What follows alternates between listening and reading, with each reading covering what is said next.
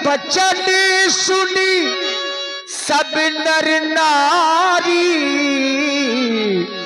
देखी जान के ही भगे दुखारी। क्रोध में कुछ अनचुत शब्द कहे, लेकिन समाज में कुछ ऐसे लोग बैठ गए हैं, इसी समाज में कुछ ऐसे लोग बैठे हैं जिन्हें राजा जनक के वाक्य अच्छे नहीं लगे, तीर के समान लगे हैं।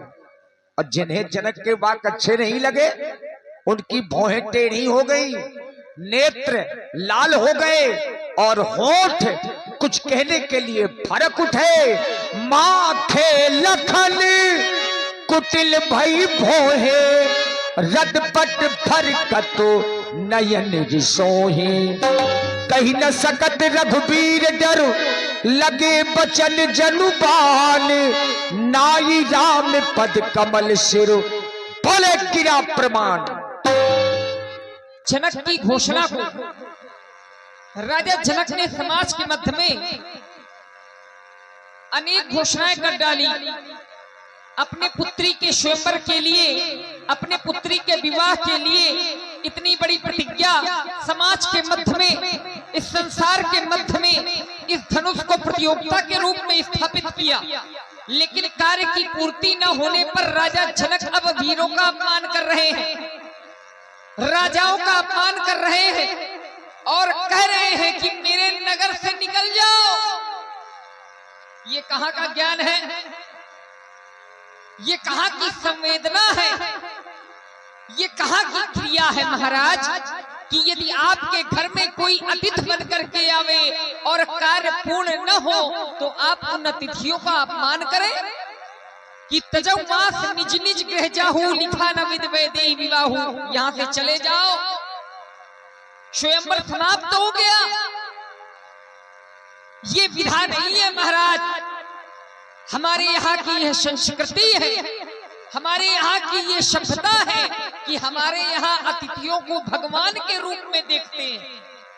लेकिन आप उन राजाओं का अपमान कर रहे हैं जो आपके स्वयंवर में प्रतिभागी बनकर के आपके यहाँ अतिथि बनकर के आए हैं।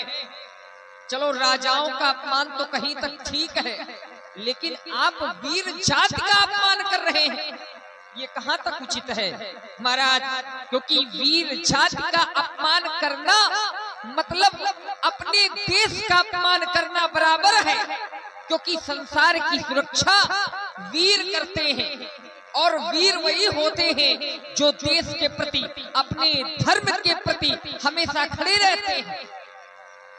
आज मेरे सामने मेरे गुरुदेव और भैया बैठे हैं, बोलने का तो अधिकारी नहीं, लेकिन एक योगी के मुख से इस वीर भोग्या वसुंधरा का अपमान रघुवंशियों के रहते हुए असंभव है। बैठे राज समाज में जस जस कहात दे, तस तस राघव दास की ये फरकत सिगरी दे। रघुवंशी महाजा को होई, तेई समाज कहीं न कोई, ये कहीं जलक जसन चितवानी। विद्यमान कुल मरजानी, सुनो भानुकुल पंकज भानु। ये कहां स्वभाव न कछ अभिमानु, जो तुम्हार अनुशासन पाओ तो ये कंदुक क्यों ब्रह्मांड उठाओ। काचो घट जिम चारों फोरी, ये सको मेर मूलक जिम तोरी। तो प्रताप मां भगवाना, ये को बापो पिनाक पुराना। अरे तोरो छतक दंड जिम, तो प्रताप बल्लाथ। जौन करो पथ पथ, पुण्य धरो धन भाथ, पुण्य धरो धन भाथ, पुण्य धरो धन भाथ। यही लक्ष्मण जी के क्रोध का प्रभाव है मित्रों। लक्ष्मण जी ने भी क्रोध किया, और जहां भैया लक्ष्मण ने क्रोध किया तो ये धरती कांपने लगी। लखन सको पे बचन जे बोले, डगमगानी मही दिग्गज डोले। इतना क्रोध कि धरती कांपने लगी। अब मर्यादा पुरुषोत्तम राम जी ने देखा कि भैया लक्ष्मण का इतना क्रोध अनुचित हो जाएगा, तो राम जी ने बड़े प्रेम से अपने भैया लक्ष्मण जी के क्रोध को शांत किया। से नहीं रघुपति लखन निवारे, प्रेम समेत तो निकट बैठा रे। मैं जानता हूं तुम एक वीर हो, भला वीरों का अपमान कैसे सहन कर सकते हो। पर विचार करो, श्री जनक जी हमारे पिता तुल्य हैं। मिथिला की ज्ञानी समाज हमारे सन्मुख उपस्थित है, पूज्य गुरुदेव जी भी उपस्थित होने वाले। इनके सामने ऐसी वाणी का प्रयोग अनुचित है लक्ष्मण। जहां तुम्हें कार्य धूप से लेना चाहिए, वहां तुम कार्य अग्नि से ले रहे हो। धूप का प्रभाव है, धूप वस्तु को सुखाती है। अग्नि का प्रभाव है, अग्नि वस्तु को जलाती है। शंका का कोई उपचार नहीं, चरित्र का कोई प्रमाण नहीं, शब्द से तीखा बाण नहीं, और मौन से सुलभ साधन नहीं। लक्ष्मण, तुम्हारा मौन रहना ही उचित है।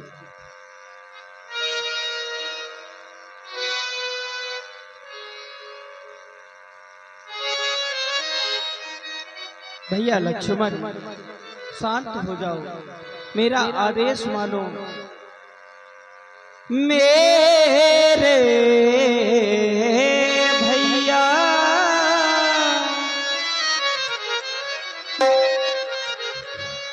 आहो भ्रात टुक, धैर्य धरो, विधना क्या रंग दिखाता है। कभी फूल डाली पर लगते, कभी पतझड़ कहला।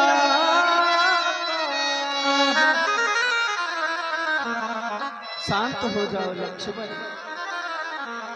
भैया ओ भैया, ओ मेरे भैया, भैया ओ भैया, ओ मेरे भैया।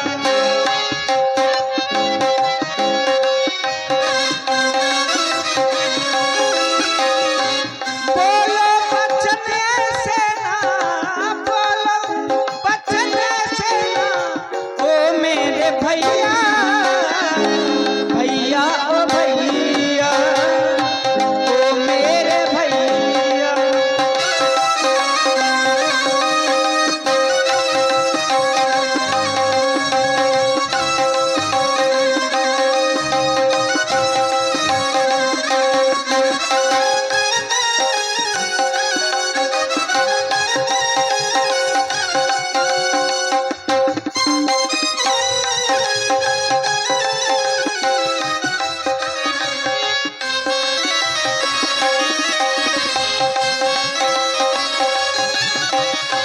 भैया ओ भैया, ओ मेरे भैया, भैया ओ भैया, भैया ओ मेरे भैया, ओ मेरे भैया, ओ मेरे। शांत हो जाओ लक्ष्मण। और देखिए, समय के जानकार बाबा विश्वामित्र जी ने जाना कि अब समय शुभ है। चूंकि पूरी मिथिला समाज का ध्यान सबसे बड़े मंच की ओर गया, यहां भारी भीड़ है, और इस भारी भीड़ में सबसे बड़े अधिकारी के रूप में केवल बाबा विश्वामित्र हैं, समय के जानकार हैं। अब सब लोग बाबा की ओर देख रहे हैं, लेकिन बाबा ने ऐसा जाना, विश्वामित्र समय शुभ जानी, बोली अतिए स्नेह में बानी। समय को जानना बहुत आवश्यक है। इसी कारण से मैंने समय समय पर समय की ही बात की है, और आज भी मैं समय की ही बात कर रहा हूँ।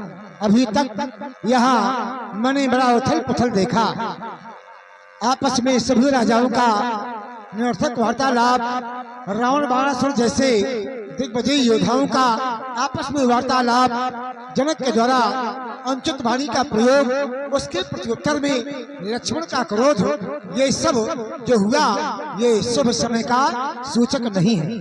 अब शुभ समय आ गया है, विश्वामित्र समय शुभ जानी। जब समय शुभ आ जाए तो कार्य तुरंत हो जाते हैं, और भले ही अच्छा काम हो, यदि शुभ समय में न किया गया तो वो कार्य बाधित होता रहता है। अब शुभ समय आ गया है, कार्य शीघ्र होगा। उठो राम, भंजऊ भव चापू और मेटो तात जनक संतापू। महाराज, जनक के संताप को, धनुष को 2 खंडों में विभाजित करके दूर करो। देखिए, आदेश दिया बाबा विश्वामित्र जी ने। राम जी तैयार हुए, खड़े हुए। तभी भैया लक्ष्मण जी ने अपने चरण से ब्रह्मांड को दबाया और एक घोषणा की, लखन लख्यू रघुवंश मणि ताक्यो हरि को दंड, पुलक गात बोले बचन चरण चाप ब्रह्मांड। दिस कुंजरहु कमठ है खोला, धरऊ धरन धर धीर न डोला।